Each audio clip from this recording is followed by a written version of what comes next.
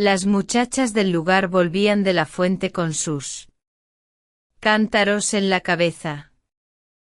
Volvían cantando y riendo con un ruido y una algazara que solo pudieran compararse a la alegre algarabía de una banda de golondrinas cuando revolotean espesas como el granizo alrededor de la veleta de un campanario.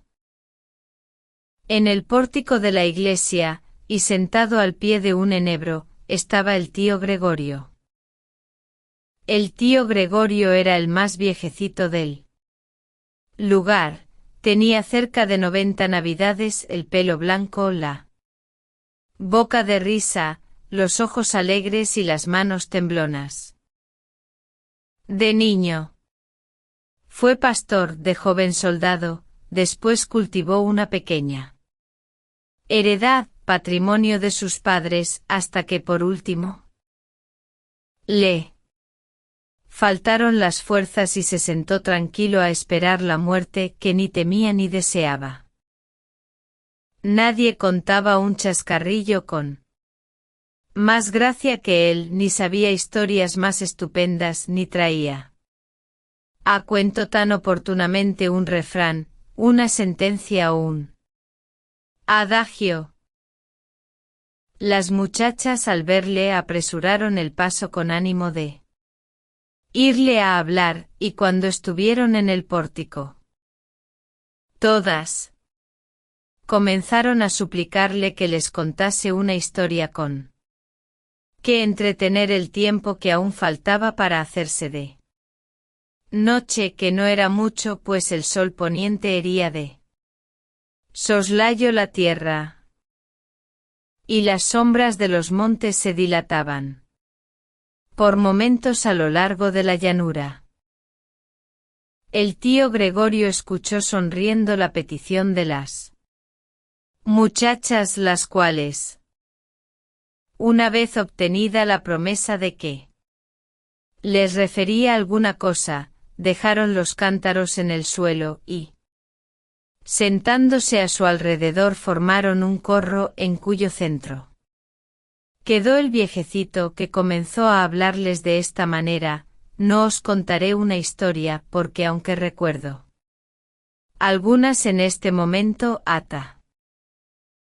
ñena cosas tan graves que ni vosotras, que sois unas locuelas, me prestaríais atención para escucharlas, ni a mí, por lo avanzado de la tarde, me quedaría espacio para referirlas.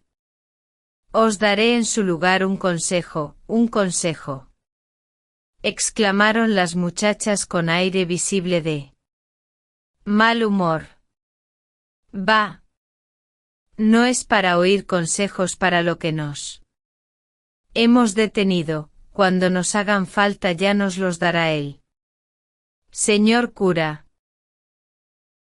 Prosiguió el anciano con su habitual sonrisa y su voz cascada y temblona, que el señor cura acaso no sabría darosle en esta ocasión tan oportuna como os lo puede dar el tío Gregorio, porque él, ocupado en sus rezos y letanías, no habrá echado como yo de ver que cada día vais por agua a la fuente más temprano y volvéis más tarde.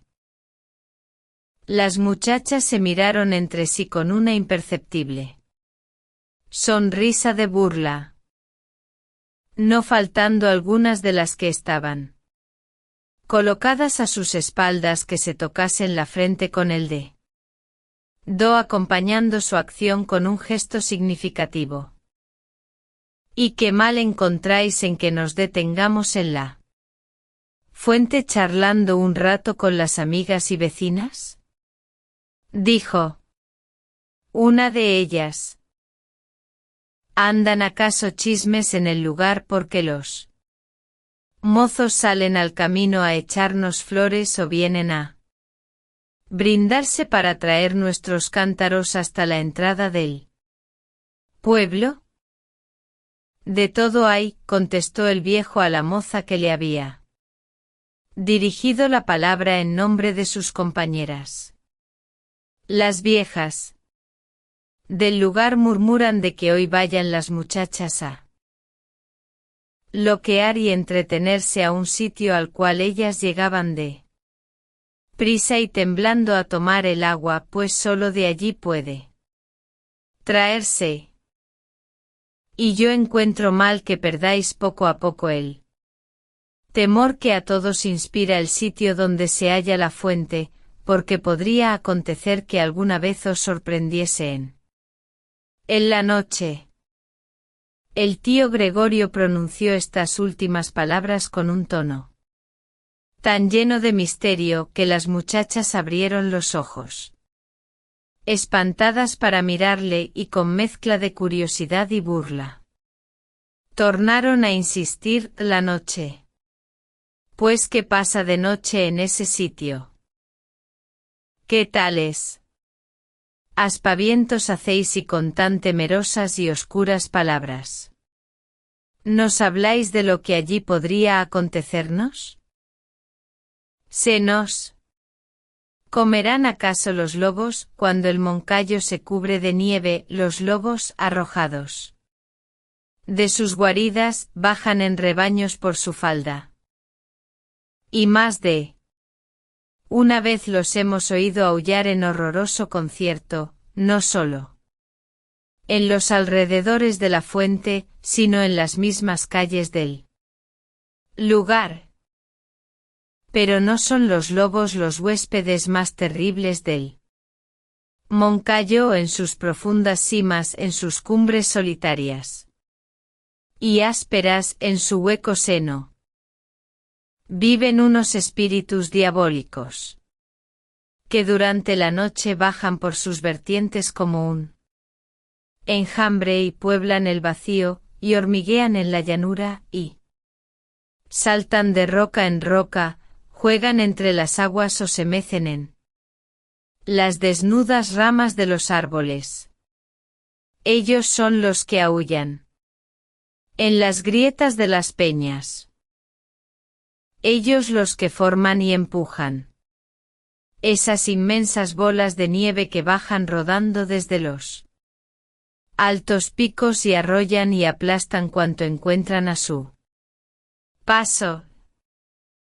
Ellos los que llaman con el granizo a nuestros cristales en las noches de lluvia y corren como llamas azules y ligeras sobre el haz de los pantanos. Entre estos espíritus que, arrojados de las llanuras por las bendiciones y los exorcismos de la Iglesia, han ido a refugiarse a las crestas inaccesibles de las montañas. Los hay de diferente naturaleza y que al parecer a nuestros ojos se revisten de formas variadas. Los más peligrosos, sin embargo, los que se insinúan con dulces palabras en el corazón de las jóvenes y las deslumbran con promesas magníficas, son los gnomos. Los gnomos viven en las entrañas de los montes, conocen sus caminos subterráneos, y eternos guardadores de los tesoros que encierran. Velan día y noche junto a los veneros de los metales y las piedras preciosas. ¿Veis?, prosiguió el viejo señalando con el palo que le servía de apoyo la cumbre del Moncayo que se levantaba a su derecha, destacándose oscuro y gigantesco sobre el cielo violado y brumoso del crepúsculo. ¿Veis esa inmensa mole coronada aún de nieve? Pues en su seno tienen sus moradas esos diabólicos espíritus. El palacio que habitan es horroroso y magnífico a la vez. Hace muchos años que un pastor, siguiendo a una res extraviada, penetró por la boca de una de esas cuevas, cuyas entradas cubren espesos matorrales y cuyo fin no ha visto ninguno. Cuando volvió al lugar, estaba pálido como la muerte. Había sorprendido el secreto de los gnomos, había respirado su envenenada atmósfera, y pagó su atrevimiento con la vida, pero antes de morir refirió cosas estupendas. Andando por aquella caverna adelante había encontrado al fin unas galerías subterráneas e inmensas, alumbradas con un resplandor dudoso y fantástico producido por la fosforescencia de las rocas, semejantes allí a grandes pedazos de cristal cuajado de en mil formas caprichosas y extrañas. El suelo, la bóveda y las paredes de aquellos extensos salones, obra de la naturaleza, parecían jaspeados como los mármoles más ricos, pero las vetas que los cruzaban eran de oro y plata. Y entre aquellas vetas brillantes se veían como incrustadas multitud de piedras preciosas de todos los colores y tamaños. Allí había jacintos y esmeraldas en montón, y diamantes y rubí, y zafiros y qué sé yo, otras muchas piedras desconocidas, que él no supo nombrar, pero tan grandes y tan hermosas, que sus ojos se deslumbraron al contemplarlas. Ningún ruido exterior llegaba al fondo de la fantástica caverna. Solo se percibían a intervalos unos gemidos largos y lastimosos del aire que discurría por aquel laberinto encantado, un rumor confuso de fuego subterráneo que hervía comprimido, y murmullos de aguas corrientes que pasaban sin saberse por dónde. El pastor, solo y perdido en aquella inmensidad, anduvo no sé cuántas horas sin hallar la salida.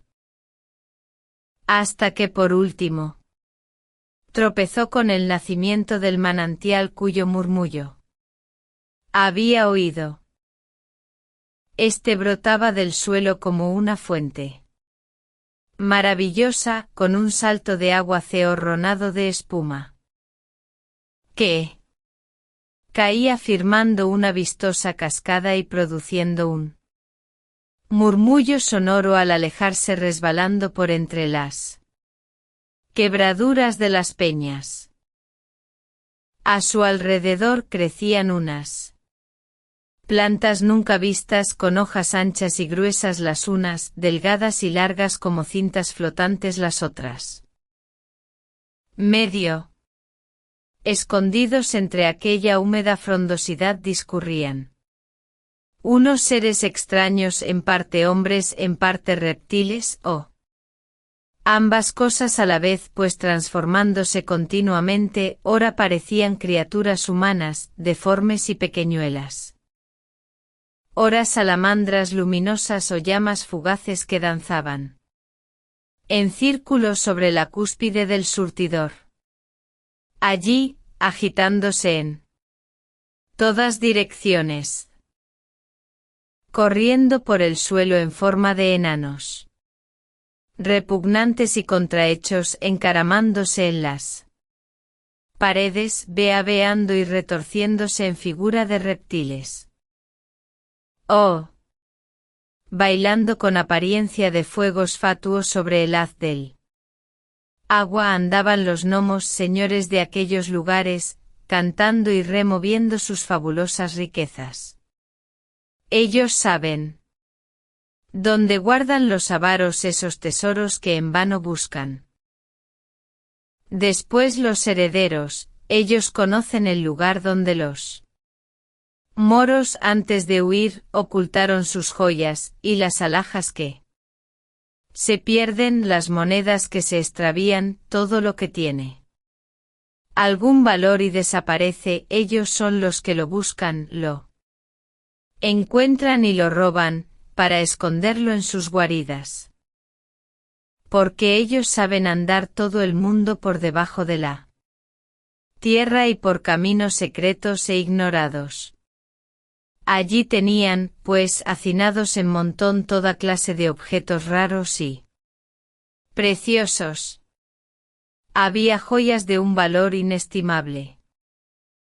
Collares y gargantillas de perlas y piedras finas, ánforas de oro, de forma antiquísima, llenas de rubíes, copas cinceladas, armas ricas, monedas con bustos y leyendas imposibles de conocer o descifrar, tesoros, en fin, tan fabulosos e inmensos que la imaginación apenas puede concebirlos.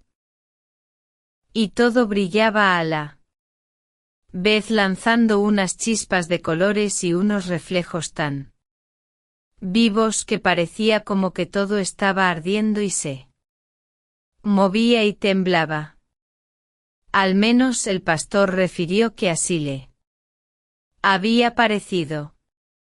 Al llegar aquí el anciano se detuvo un momento. Las muchachas que comenzaron por oír la relación del tío Gregorio con una sonrisa de burla, guardaban entonces un profundo silencio, esperando a que continuase con los ojos espantados, los labios ligeramente entreabiertos y la curiosidad y el interés pintados en el rostro.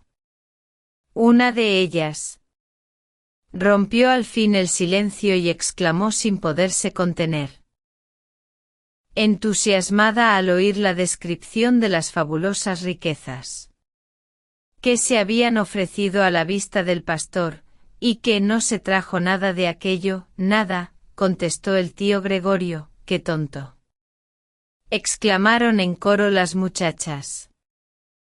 El cielo le ayudó en el trance, prosiguió el anciano, pues en aquel momento en que la avaricia, que a todo se sobrepone, comenzaba a disipar su miedo, y alucinado a la vista de aquellas joyas, de las cuales una sola bastaría a hacerle poderoso, el pastor ve a apoderarse de algunas, dice que oyó, maravillaos del suceso.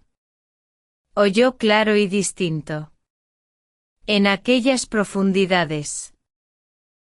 Y a pesar de las carcajadas y las voces de los gnomos, del hervidero del fuego subterráneo, del rumor de las aguas corrientes y de los lamentos del aire, oyó, digo, como si estuviese al pie de la colina en que se encuentra el clamor de la campana que hay en la ermita de Nuestra Señora del Moncayo. Al oír la campana que tocaba el Ave María, el pastor cayó al suelo invocando a la Madre de nuestro Señor Jesucristo, y sin saber Moni por donde se encontró fuera de aquellos lugares y en el camino que conduce al pueblo, echado en una senda y presa de un gran estupor, como si hubiera salido de un sueño. Desde entonces se explicó todo el mundo por qué la fuente del lugar trae a veces entre sus aguas como un polvo finísimo de oro, y cuando llega la noche, en el rumor que produce se oyen palabras confusas, palabras engañosas con que los gnomos que la inficionan desde su nacimiento procuran seducir a los incautos que les prestan oídos, prometiéndoles riquezas y tesoros que han de ser su condenación. Cuando el tío Gregorio llegaba a este punto de su historia, ya la noche había entrado y la campana de la iglesia comenzó a tocar las oraciones. Las muchachas se persignaron devotamente, murmurando un Ave María en voz baja, y después de despedirse del tío Gregorio, que les tornó a aconsejar que no perdieran el tiempo en la fuente cada cual tomó su cántaro. Y todas juntas salieron silenciosas y preocupadas del atrio de la iglesia. Ya lejos del sitio en que se encontraron al viejecito. Y cuando estuvieron en la plaza del lugar donde habían de separarse, exclamó la más resuelta y decidora de ellas: ¿Vosotras creéis algo de las tonterías que nos ha contado él? Tío Gregorio, yo no. Dijo una, yo tampoco. Exclamó otra, ni yo. Ni yo. Repitieron las demás, burlándose con risas de su credulidad de un momento. El grupo de las mozuelas se disolvió, alejándose cada cual hacia uno de los extremos de la plaza. Luego que doblaron las esquinas de las diferentes calles que venían a desembo cara a aquel sitio, dos muchachas, las únicas que no habían desplegado aún los labios para protestar con sus burlas de la veracidad del tío Gregorio, y que, preocupadas con la maravillosa relación, parecían absortas en sus ideas. Se marcharon juntas y con esa lentitud propia de las personas distraídas por una calleja sombría, estrecha y tortuosa. De aquellas dos muchachas, la mayor, que parecía tener unos 20 años, se llamaba Marta, y la más pequeña, que aún no había cumplido los 16, Magdalena. El tiempo que duró el camino, ambas guardaron un profundo silencio. Pero cuando llegaron a los umbrales de su casa y dejaran los cántaros en el asiento de piedra del portal, Marta dijo a Magdalena: ¿Y tú crees en las maravillas del Moncayo y en los espíritus de la fuente? Yo, contestó Magdalena, con sencillez, yo creo en todo. ¿Dudas tú acaso? Oh, no. Se apresuró a interrumpir Marta: yo también creo en todo lo que deseo creer.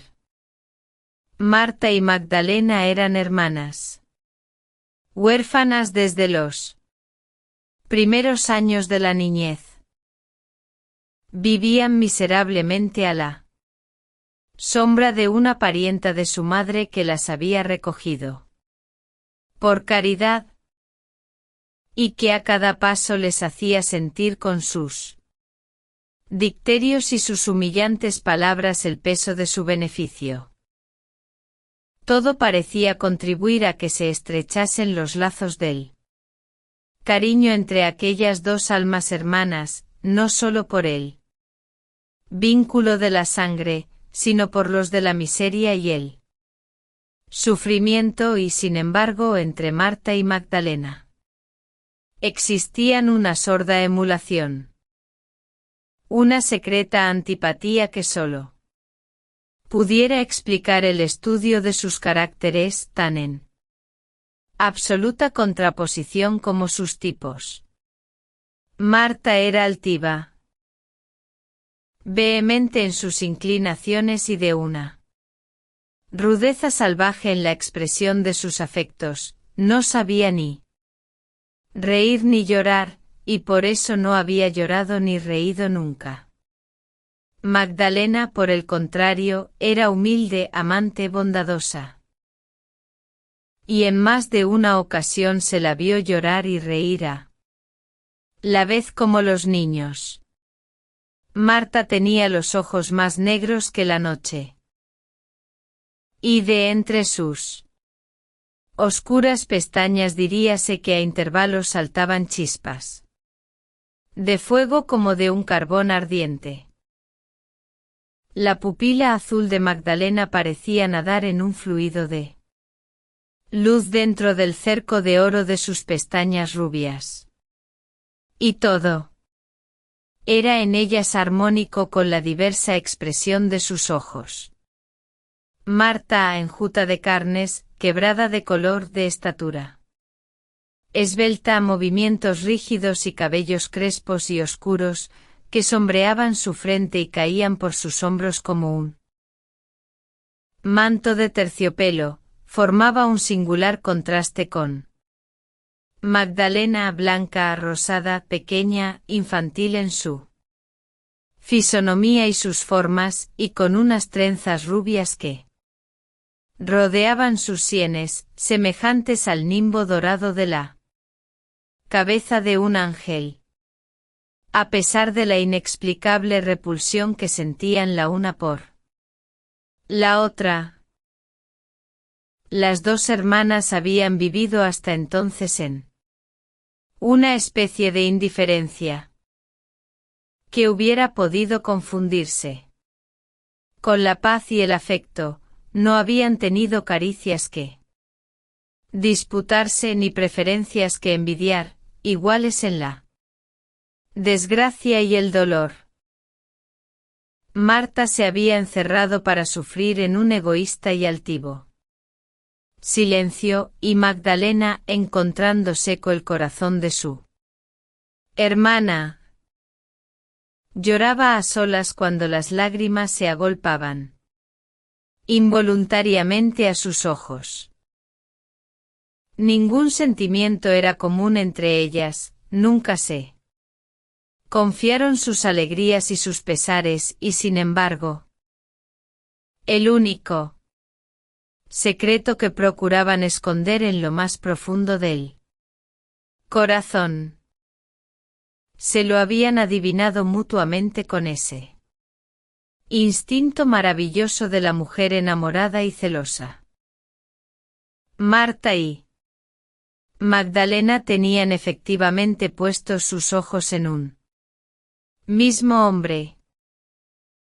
La pasión de la una era el deseo tenaz, hijo de un carácter indomable y voluntarioso, en la otra el cariño se parecía a esa vaga y espontánea ternura de la adolescencia, que, necesitando un objeto en que emplearse, ama el primero que se ofrece a su vista. Ambas guardaban el secreto de su amor, porque el hombre que lo había inspirado tal vez hubiera hecho mofa de un cariño que se podía interpretar como ambición absurda en unas muchachas plebeyas y miserables. Ambas, a pesar de la distancia que las separaba del objeto de su pasión, alimentaban una esperanza remota de poseerle cerca del lugar, y sobre un alto que dominaba los contornos había un antiguo castillo abandonado por sus dueños. Las viejas, en las noches de velada, referían una historia llena de maravillas acerca de sus fundadores. Contaban que, hallándose el rey de Aragón en guerra con sus enemigos, agotados ya sus recursos, abandonado de sus parciales y próximo a perder el trono, se le presentó un día una pastorcita de aquella comarca, y después de revelarle la existencia de unos subterráneos por donde podía atravesar el Moncayo sin que lo advirtiesen sus enemigos, le dio un tesoro en perlas finas, riquísimas piedras preciosas y barras de oro y plata con las cuales el rey pagó sus mesnadas, levantó un poderoso ejército, y marchando por debajo de la tierra durante toda una noche, cayó al otro día sobre sus contrarios y los desbarató, asegurando la corona en su cabeza. Después que hubo alcanzado tan señalada victoria, cuentan que dijo el rey a la pastorcita: pídeme lo que quieras, que aun cuando fuese la mitad de mi reino, juro que te lo he de Dar al instante. Yo no quiero más que volverme a cuidar de mi rebaño, respondió la pastorcita. No cuidarás sino de mis fronteras, replicó el rey, y le dio el señorío de toda la raya. Y le mandó edificar una fortaleza en el pueblo más fronterizo a Castilla, a donde se trasladó la pastora, casada ya con uno de los favoritos del rey, noble, galán, valiente y señor asimismo de muchas fortalezas y muchos feudos. La estupenda relación del tío Gregorio acerca de los gnomos del Moncayo, cuyo secreto estaba en la fuente del lugar, exaltó nuevamente las locas fantasías de las dos enamoradas hermanas, completando, por decirlo así, la ignorada historia del tesoro hallado por la pastorcita de la Conseja, tesoro cuyo recuerdo había turbado más de una vez sus noches de insomnio y de amargura, presentándose a su imaginación como un débil rayo de esperanza. La noche siguiente a la tarde del encuentro con el tío Gregorio, todas las muchachas del lugar hicieron conversación en sus casas de la estupenda historia que los había referido. Marta y Magdalena guardaron un profundo silencio, y ni en aquella noche ni en todo el día que amaneció después, volvieron a cambiar una sola palabra relativa al asunto. Tema de todas las conversaciones y objeto de los comentarios de sus vecinas. Cuando llegó la hora de costumbre, Magdalena tomó su cántaro y le dijo a su hermana: ¿Vamos a la fuente? Marta no contestó y Magdalena volvió a decirle: ¿Vamos a la fuente? Mira que si no nos apresuramos se pondrá el sol antes de la vuelta. Marta, exclamó al fin con un acento breve y áspero, yo no quiero ir hoy. Ni yo tampoco, añadió Magdalena. Después de un instante de silencio, durante el cual mantuvo los ojos clavados en los de su hermana, como si quisiera adivinar en ellos la causa de su resolución. Las muchachas del lugar hacía cerca de una hora que estaban de vuelta en sus casas.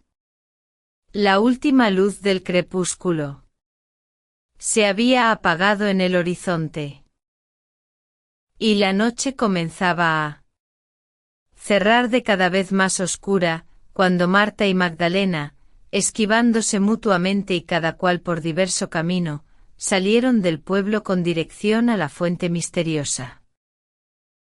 La fuente brotaba escondida entre unos riscos cubiertos de musgo en el fondo de una larga alameda.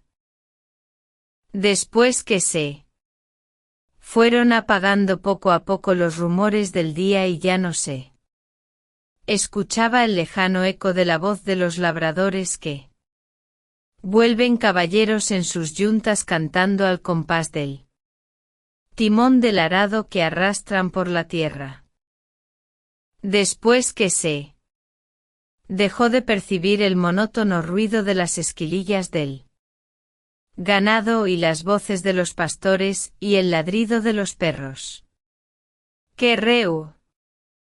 En las reses, y sonó en la torre del lugar la postrera campanada del toque de oraciones, reinó ese doble y augusto silencio de la noche y la soledad.